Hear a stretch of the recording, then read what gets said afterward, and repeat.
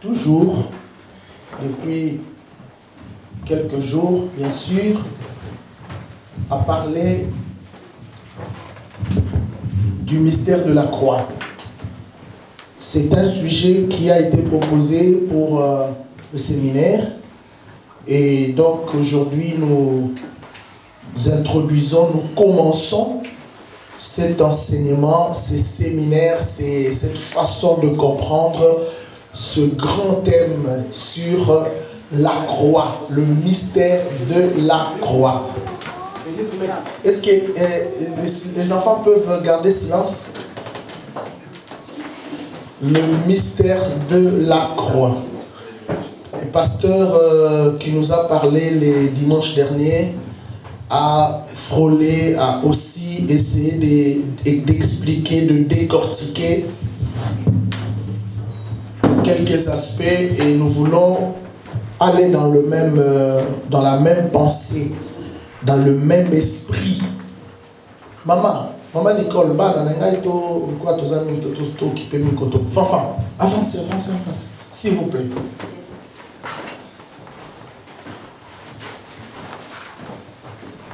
Maman Prisca, maman Babi. Comme ça, bandeko bazoya, Rita, bazozwa place Yassima. Merci. Voilà.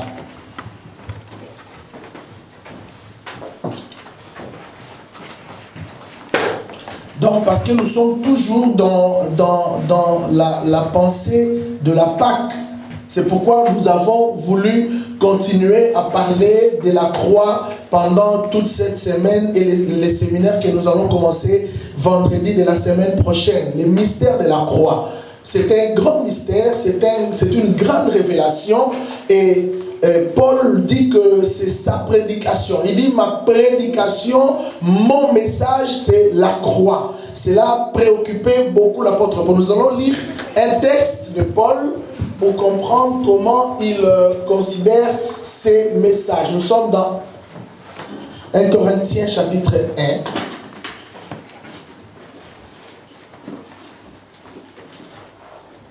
Verset 18.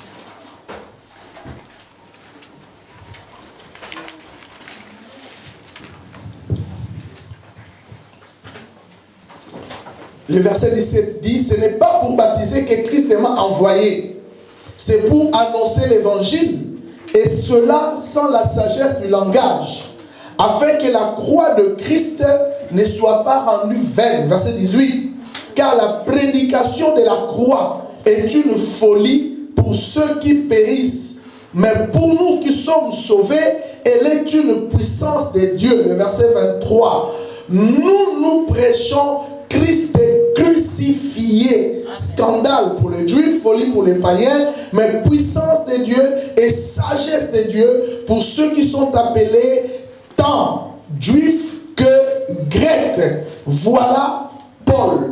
Mes amis, en lisant ces textes, le chapitre 1er de 1 Corinthiens et un peu le chapitre 2, nous allons nous rendre compte que l'apôtre Paul était préoccupé par le message de la croix, par l'évangile de la croix. Il dit, c'est ça son message, c'est ça sa prédication. Et donc, nous voulons commencer à parler du mystère de la croix. Alors, c'est lui, Paul, qui a utilisé, plus que les autres apôtres, le mot croix dans la Bible. Et le verbe est crucifié. Paul fut le premier à utiliser ces mots, croix et crucifié. Pourquoi? Parce que dans l'ancien temps, parler de la croix n'était pas quelque chose de normal, pour le juif notamment. Parce que la notion de la croix n'était pas reconnue dans la loi juive. Pour le juif, celui qui parle de la croix, il se met en scandale, parce que la loi d'Israël, la loi de Moïse disait que tout celui qui est pendu sur les bois, il est sous la malédiction. Alors, parler de la croix, c'était parlait d'un sujet de la malédiction. Le Juif, c'est un peuple béni. Et quand vous leur parlez de la malédiction, ça les choque. C'est pourquoi ils ne pouvaient jamais comprendre que l'apôtre de Jésus puisse parler, un Juif en plus, hébreu de naissance, puisse parler de la croix. C'était dépassant pour le Juif, pour l'entendement juif. Mais pourtant, pour les Grecs et les Romains, la croix était significative. Pourquoi? Parce que chez eux, la croix, c'était comme la sentence finale. La mort, la peine de mort, la peine capitale. Quand vous parlez de la croix, là, il n'y avait pas de problème. Donc, parce qu'ils considéraient la croix comme la punition des criminels ou des terroristes, si nous voulons prendre les termes utilisés aujourd'hui. Alors, par rapport à ces termes, je vais commencer par parler des typologies. Je commence là. Je vais vous parler des typologies. Nous allons rentrer dans l'Ancien Testament, faire un parallélisme typologique important par rapport à la notion de la croix de Jésus. Amen. Alors, je commence par les typologies de la croix. Nous voulons étudier la notion de la croix dans l'épître de Paul, dans l'épître aux Hébreux. Parce qu'il y a croix dans 1 Corinthiens, croix dans 2 Corinthiens, mais parlons de la croix dans l'épître aux Hébreux. Comment l'épître aux Hébreux considérait la mort de Jésus, considérait la croix de Jésus? Comment l'épître aux Hébreux voyait la notion de la croix de Jésus? Et dans cette épître, en fait, l'auteur de cette épître, son idée en écrivant cette épître, c'était de faire comprendre aux Hébreux, malgré les sacerdoces que vous avez, malgré la loi que vous avez, malgré Moïse, Abraham et tous les prophètes que vous avez eus, sachez une chose, que Jésus est supérieur par rapport à tous ces gens. Voilà. Donc l'épître aux Hébreux, c'est l'épître qui démontre la supériorité de Jésus. Supériorité de Jésus par rapport aux grandes figures vétérotestamentaires, notamment Abraham, Moïse et tous les grands personnages, et aussi supériorité de Jésus par rapport à la loi.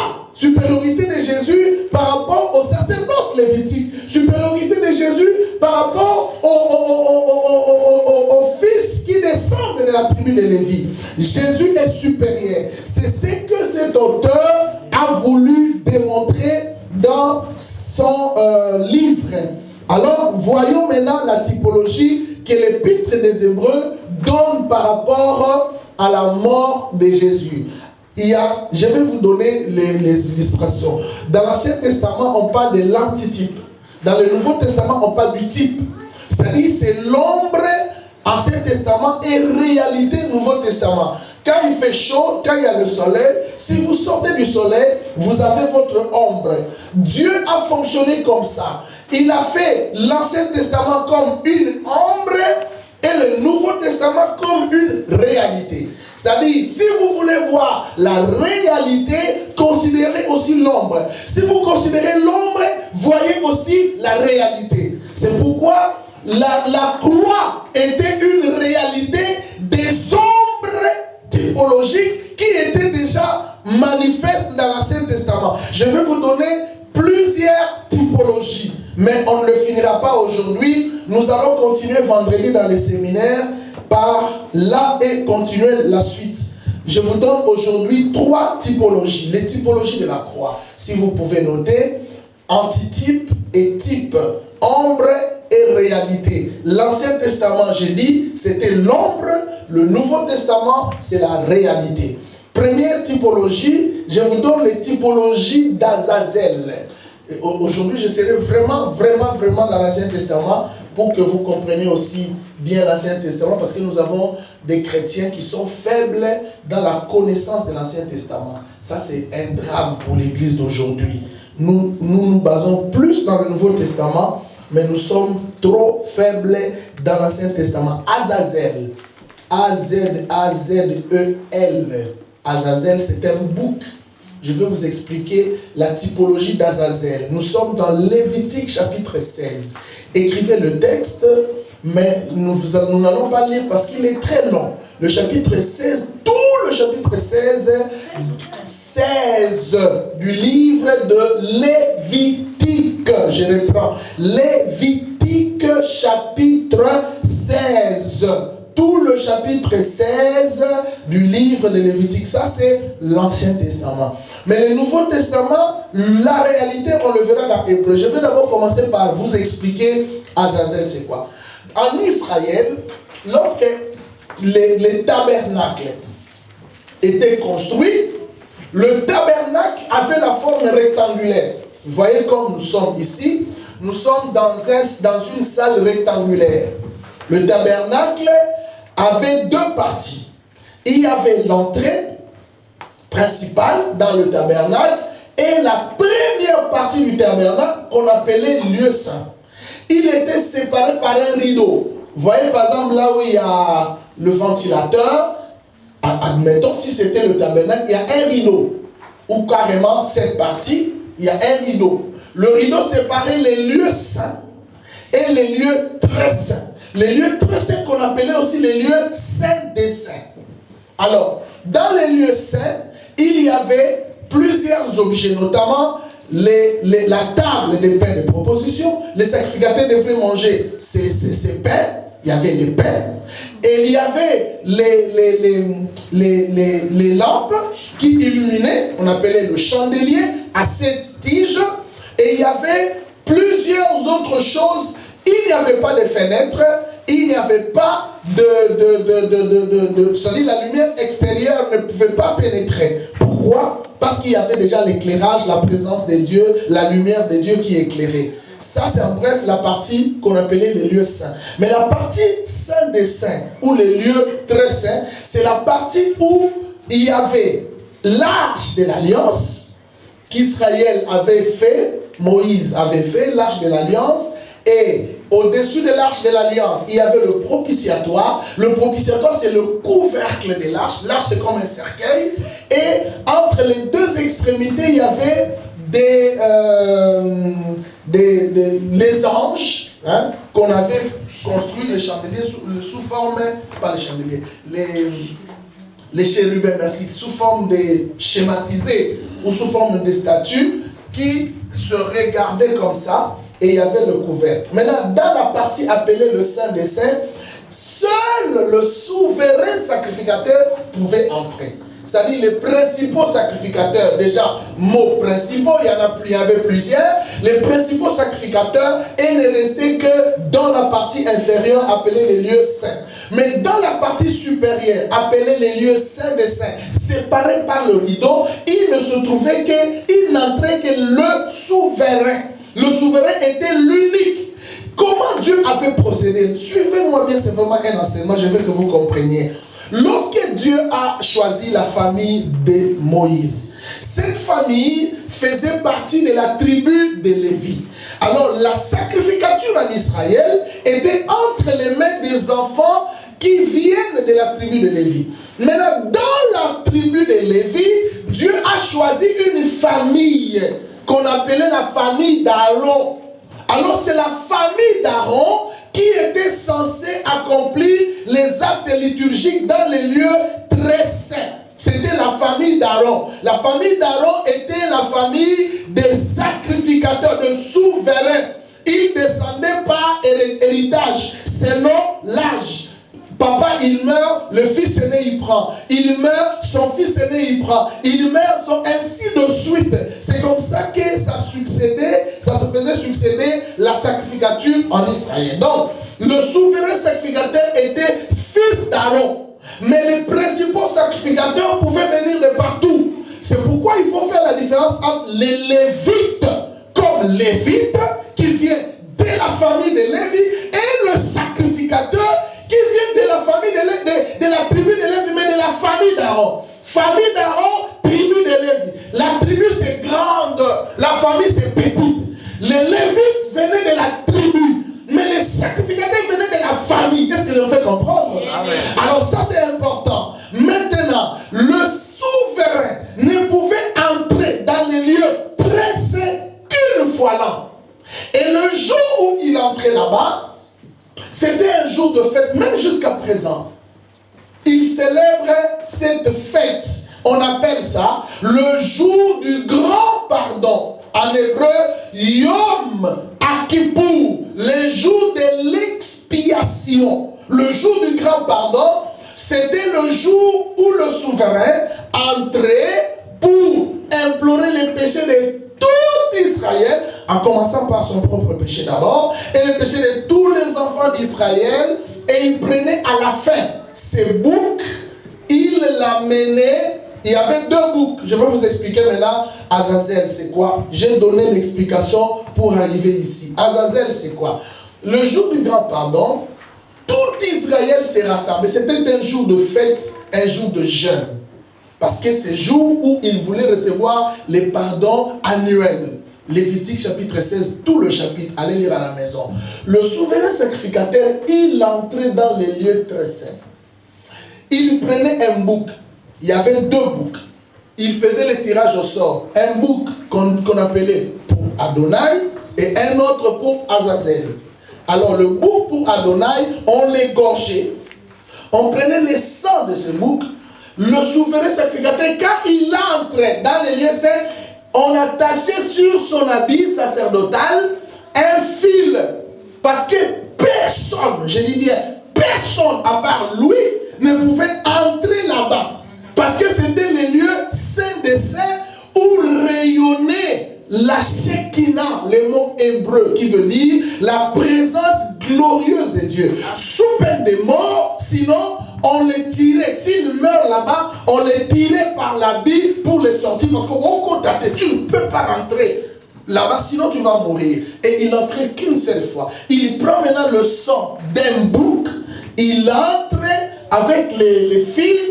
Il entre dans les lieux saints, il va sur le caporet. En hébreu, caporet, c'est le propitiatoire, c'est le couvercle de l'arche de l'alliance. Il prend le sang du bouc, suivez-moi bien, il vient jusque là, il pose le sang de bouc sur le propitiatoire. Ces gestes étaient significatifs. Il voulait dire, maintenant, y compris son péché, y compris le péché du peuple, tous les péchés sont pardonnés. C'est-à-dire, Dieu a eu pitié du peuple, il a pardonné les péchés. Maintenant, le mot propitiatoire veut dire couvrir, couverture, couvercle. Ça renvoie à dire que le sang que le souverain sacrificateur apportait n'ôtait pas les péchés, mais il enveloppait, il couvrait. Quand ça couvre les péchés, Dieu, au lieu de voir le péché, il voit le sang.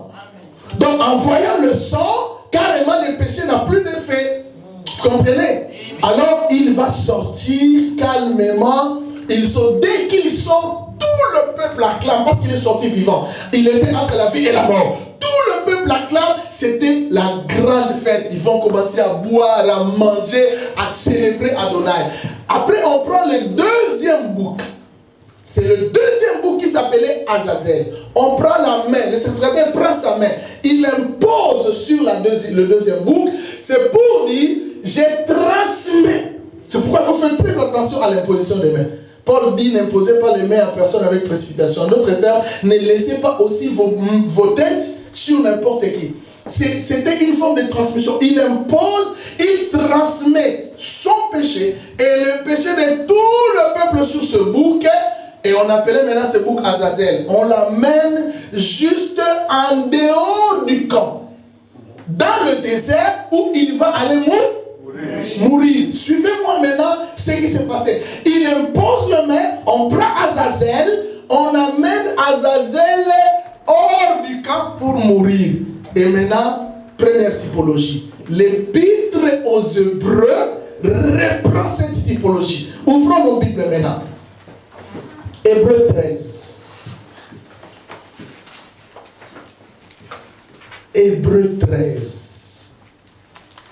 La typologie d'Azazel, j'ai donné une longue explication, mais Hébreux 13, 10 à 13, résume ce qui s'est passé. La typologie d'Azazel, c'est la typologie de hors du camp. Hors du désert, verset 10 à 13.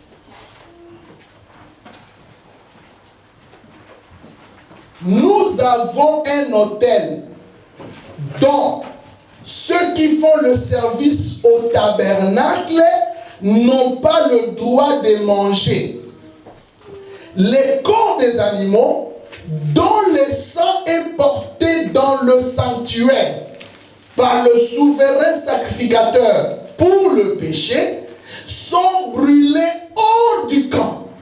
Voilà la typologie. Sont brûlés hors du camp. C'est pour cela que Jésus aussi, voilà les rapports, afin de sanctifier le peuple par son propre sang, a souffert hors de la porte. Amen.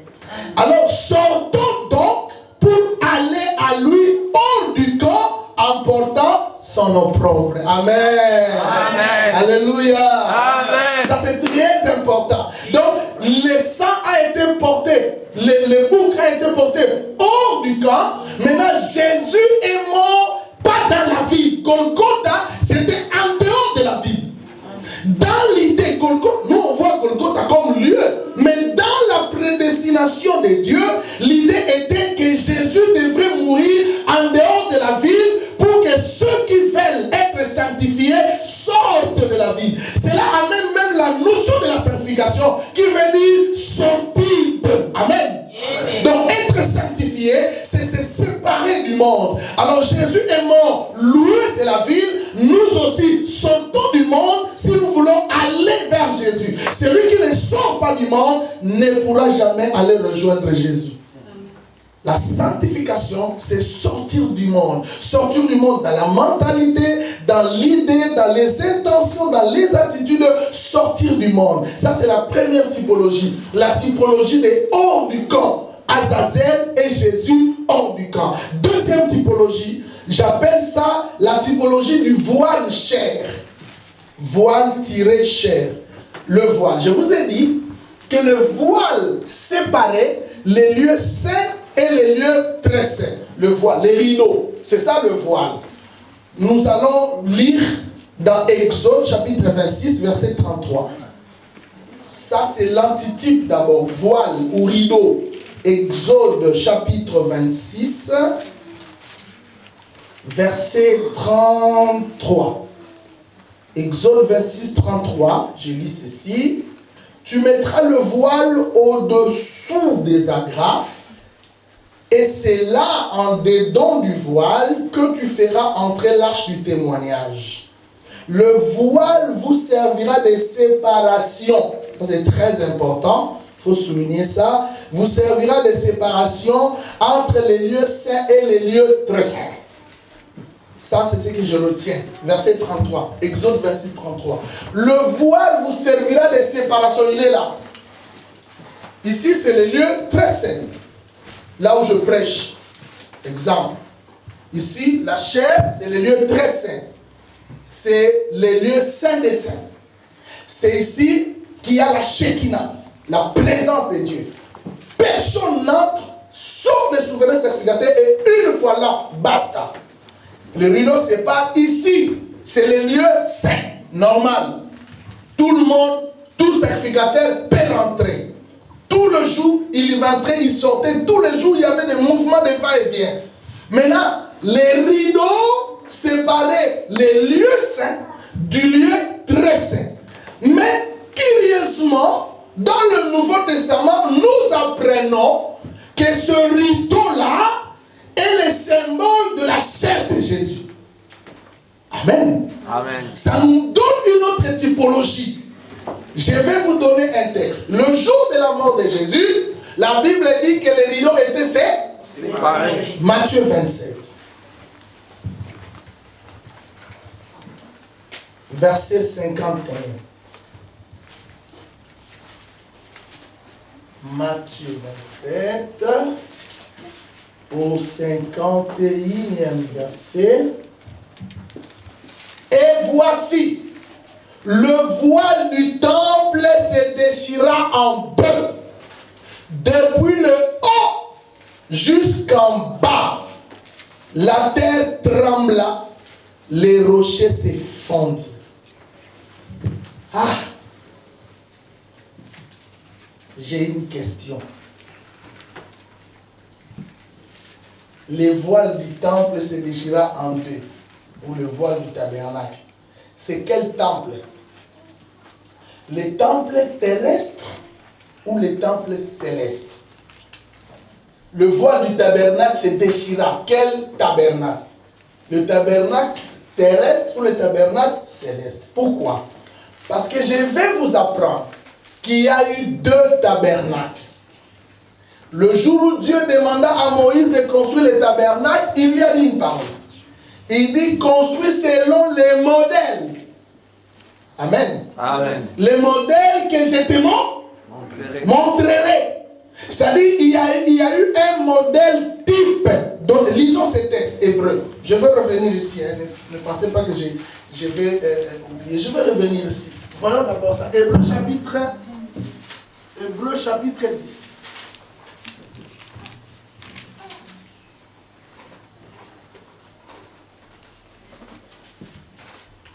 Il lui donne le modèle. Il dit, construis selon les modèles que je te montre. Hébreux 8, pardon. Hébreux 8. Vous écrivez seulement le passage, moi je vais lire. Il célèbre un culte, image et ombre des choses célestes, comme Moïse en fut divinement averti selon qu'il allait construire le tabernacle. Et souhait, lui fut-il dit, de tout faire d'après le modèle qui t'a été montré sur la montagne. Hébreux chapitre 8, verset 5. D'après les modèles qui t'a été montré sur la montagne. Cela veut dire, dans les cieux, il y a un tabernacle céleste. Amen. Amen. Amen. Il y a un tabernacle céleste et sur la terre, il y avait un tabernacle terrestre. C'est-à-dire, quand Jésus sur la croix, nous on voyait Jésus mourir, en réalité, il pénétrait le tabernacle céleste. C'est-à-dire, les gestes qui s'opéraient dans le tabernacle terrestre, c'est le même geste que Jésus est allé opérer dans le tabernacle. C'est identique. Je dis bien identique. Alors je veux reprendre. Apprenons d'abord l'aspect du voile. Qu'est-ce qui s'est passé maintenant? Le jour de sa mort, le voile s'est déchiré comme ça. Or, quand le voile s'est déchiré, l'épître aux Hébreux, l'épître de la typologie, nous donne maintenant une réponse pour comprendre quel était ces voiles déchirés. Qu'est dit Hébreux? Hébreux chapitre 13. Non, pas 13. Hébreux chapitre 10.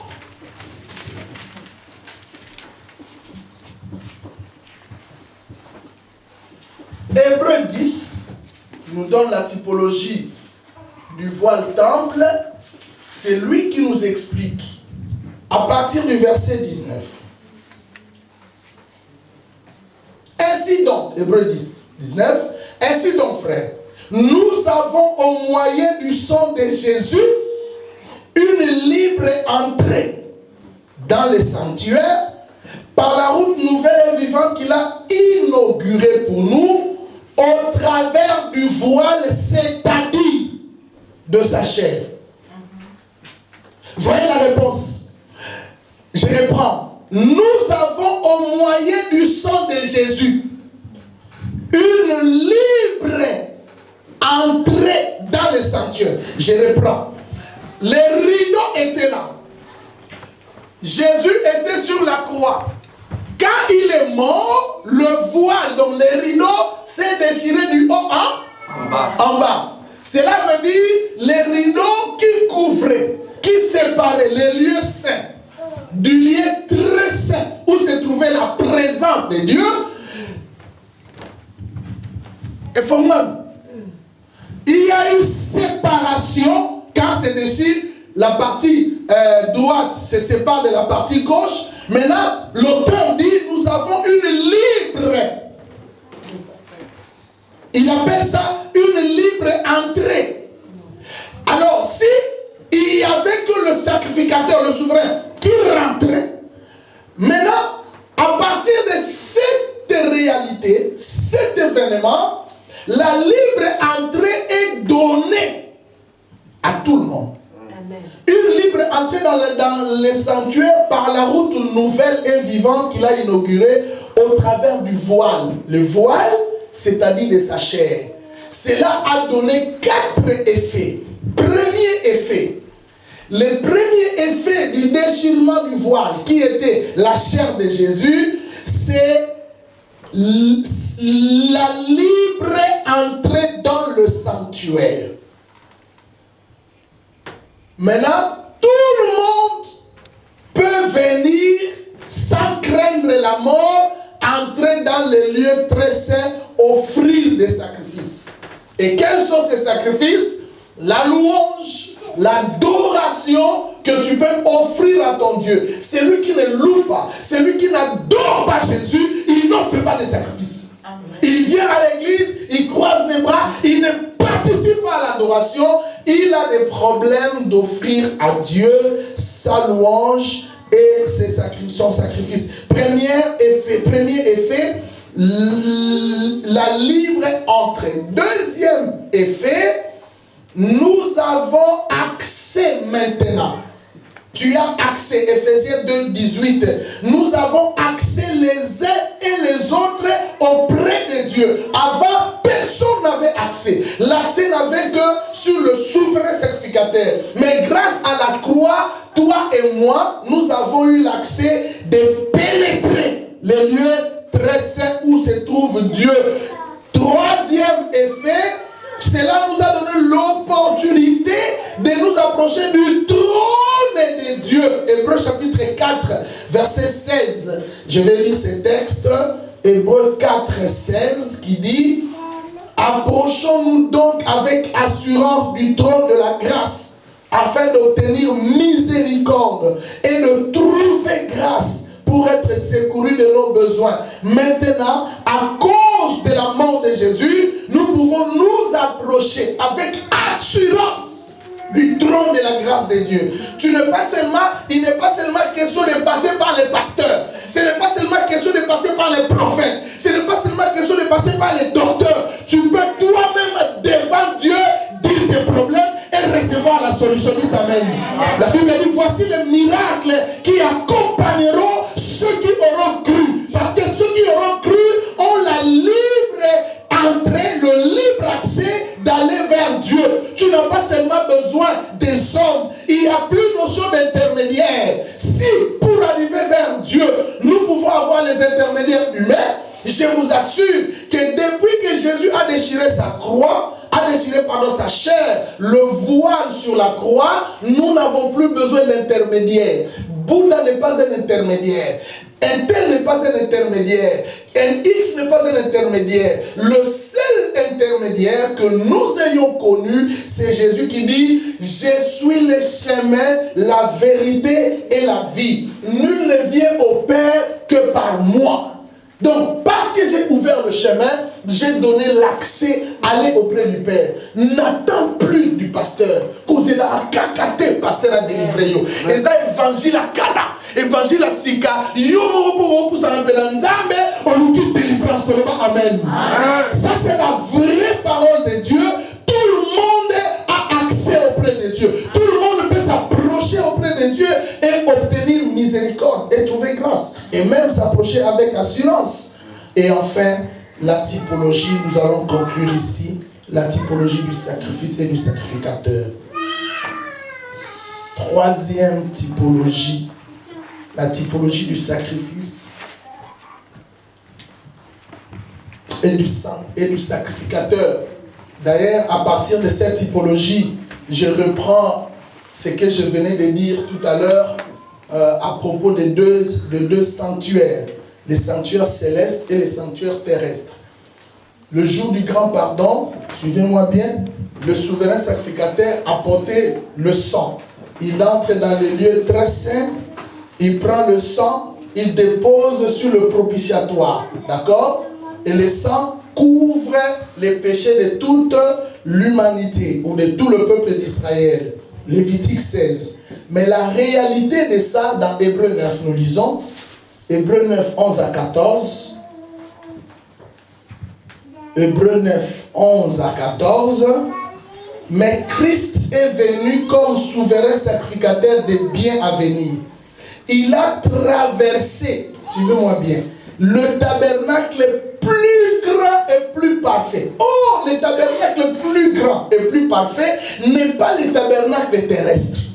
Le tabernacle plus grand et plus parfait, c'est le tabernacle céleste. Là où Dieu a dit à Moïse, regarde le modèle, construit d'après les modèles. Et à la mort de Jésus, pendant que nous on voyait Jésus sur la croix, spirituellement, il était déjà dans le tabernacle avec son sang, comme souverain sacrificateur, entrant dans les lieux très saints pour offrir son sang. Amen. Amen. Amen. Qui n'est pas construit de main d'homme. Voilà, le tabernacle plus grand et plus parfait, qui n'est pas construit de main d'homme, c'est-à-dire qui n'est pas de cette création. Et il est entré une fois pour toutes dans les lieux très saints, non avec le sang de bouc et de veau, mais avec son propre sang, ayant obtenu la rédemption éternelle. Dites Amen. Il est entré là-bas, non avec le sang de bouc ni de taureau. Vous savez pourquoi? Parce que le sang de bouc et le sang de taureau n'ôtaient pas les péchés, mais ils couvraient les péchés. Mais lui, en entrant avec son propre sang, il est devenu la victime expiatoire. C'est-à-dire son sang maintenant est capable d'expier, d'ôter les péchés. C'est pourquoi ce jour-là, quand les disciples de Jean-Baptiste ont vu Jésus passer, ils ont dit, voici l'agneau de Dieu qui ôte les péchés du monde. Il n'est pas celui qui couvre les péchés, mais il ôte les péchés. Il expie les péchés. Il efface les péchés. Il annule les péchés. Quel que soit le degré de ton péché, quelle que soit la nature de ton péché, quelle que soit la dimension de ton péché, Jésus l'efface. Jésus les gomme. Jésus l'annule. Il peut transformer un sorcier en ministre de Dieu.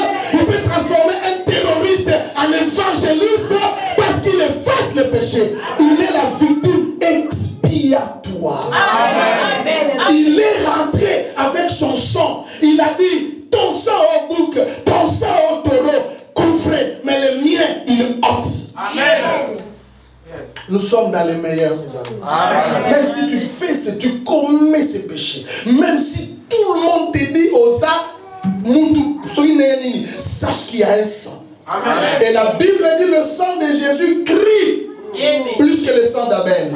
Parce que le sang de Jésus ne réclame pas la revanche. Mais le sang de Jésus réclame la rédemption, réclame le pardon, réclame la purification. Et Jésus est rentré avec son propre sang. Le verset qui suit, il dit, maintenant, nous avons un souvenir. Le verset 11. Le verset 11. Tandis que tout souverain sacrificateur, je suis maintenant au chapitre 10, tandis que tout souverain sacrificateur fait chaque jour les services et offre souvent les mêmes sacrifices qui ne peuvent jamais ôter les péchés, lui, après avoir offert un seul sacrifice pour les péchés, s'est assis pour toujours à la droite de Dieu. Amen. Il attend désormais que ses ennemis soient devenus son marchepied. C'est car par une seule offrande, il a amené à la perfection pour toujours ceux qui sont sanctifiés. Il faut bien lire l'épître aux Hébreux. C'est l'épître de la typologie. C'est-à-dire quand nous parlons de terrestre, Hébreux parle de céleste. Amen. Ça c'est merveilleux. Dans cet aspect sacrificature, nous prenons, ici nous avons parlé du sacrifice du sang, maintenant nous parlons de la typologie du sacrificateur. La typologie du sacrificateur. Hébreux 9, 12, 15. 12, 15 dit, il est entré une fois pour toutes dans les lieux très saints avec le sang des boucs de veau, avec son propre sang. Car si le sang des taureaux et des boucs, le sang d'une vache répandu sur ceux qui sont suivis sanctifie et procure la pureté de la chair, combien plus le sang de Christ qui paraît un esprit éternel, tout ça. Mais ce n'est vraiment pas ça. Là, c'est le chapitre 7, verset 11. Hébreux 7, 11. Si donc la perfection avait été possible par les sacerdoces lévitiques, car c'est sous ce sacerdoce qui repose la loi donnée au peuple, était-il encore nécessaire qu'il paraisse un autre sacrificateur selon l'ordre de Melchisedec et non selon l'ordre d'Aaron. Voyez maintenant, je vais vous expliquer. Ici, on parle du sacrificateur selon l'ordre d'Aaron et sacrificateur selon l'ordre de Melchisedec. Suivez-moi ici, c'est mon dernier point pour aujourd'hui dans la typologie ou les typologies Ancien et Nouveau Testament. Le souverain sacrificateur qui entrait dans les lieux très saints, il était de la famille d'Aaron. C'était selon l'ordre aaronide, l'ordre d'Aaron. Mais Jésus, pour dire qu'il est venu mettre fin au sacerdoce lévitique, il est entré là-bas comme souverain sacrificateur, non selon l'ordre aaronide, mais selon l'ordre de Melchisedec. Vous savez pourquoi? Parce que Aaron, les sacrificateurs fils d'Aaron devraient être de la tribu de Lévi. Mais Melchisedec, souverain sacrificateur, il n'a pas de généalogie claire. On ne connaît ni le père ni mère. C'est-à-dire Jésus, quand il vient comme sacrificateur, selon Melchisedec, il n'est pas de la tribu de Lévi. Il est de la tribu de Juda. Or, de la tribu de Juda, on ne peut pas devenir souverain sacrificateur. C'est pour dire, Yesolia Loba, sacerdoce, Lévi n'a qu'à mettre fin dans nous. Bolobaki vous avez dit, pour sauver, il faut être sacrificateur sortant de la tribu de Lévi. Mais moi, je suis venu sauver le peuple de Dieu, mais n'étant pas de la tribu de Lévi, ça veut dire, mon sacerdoce devient universel. Parce que la tribu de Lévi faisait le sacerdoce pour les enfants d'Israël. Mais Jésus, de la tribu de Juda, fait le sacerdoce pour les Congolais, pour les Angolais, pour le Rwandais, les Gabonais, les Français, les Belges, pour l'humanité. Dites Amen. Amen. N'est-ce pas bon ça? Amen. Tous les autres de la tribu de Lévi, c'était pour Israël. Mais lui, il est entré là-bas, il dit, j'arrête le sacerdoce lévitique. Je mets fin à ce sacerdoce. J'ouvre un nouveau sacerdoce. C'est le sacerdoce du monde entier. C'est pourquoi tous ceux qui vont croire en lui deviendront automatiquement souverains sacrificateurs. Il a fait de nous un royaume des sacrificateurs, non selon l'ordre aaronide, mais selon l'ordre de Melchisedec. Or, l'ordre de Melchisedec, c'est la manière de Melchisedec, la manière de Jésus de sauver l'humanité en dehors de la tribu de Lévi, en dehors de la famille d'Aaron. Jésus est entré comme sacrificateur. Il était à la fois sacrifice et sacrificateur. En tant que sacrifice, il a pris son propre sang. Il l'a amené. Mais en tant que sacrificateur, il n'a pas cherché un de la famille d'Aaron lui-même. Il est entré et il a obtenu la rédemption. Que vous le voulez ou pas, la croix a joué un grand rôle. C'est pourquoi Paul dit, moi, je ne prêcherai jamais autre chose si ce n'est la croix. Amen. Amen. Amen. Ça, c'est déjà une partie. Hein. Mais il y a encore plusieurs mystères autour de la croix que je vais développer la semaine prochaine, vendredi, samedi, dimanche. Et nous allons voir dans la prochaine typologie, la typologie des deux entrées. Je ne vous le dirai pas maintenant, la typologie des deux entrées. Jésus est entré dans le monde 2 fois. Et entre les deux entrées, Jésus a été intronisé. Nous allons voir la typologie de l'intronisation. Ça, c'est merveilleux. Amen. Amen. C'est ça la Pâque. Que Dieu nous bénisse. Nous voulons dire merci à Dieu.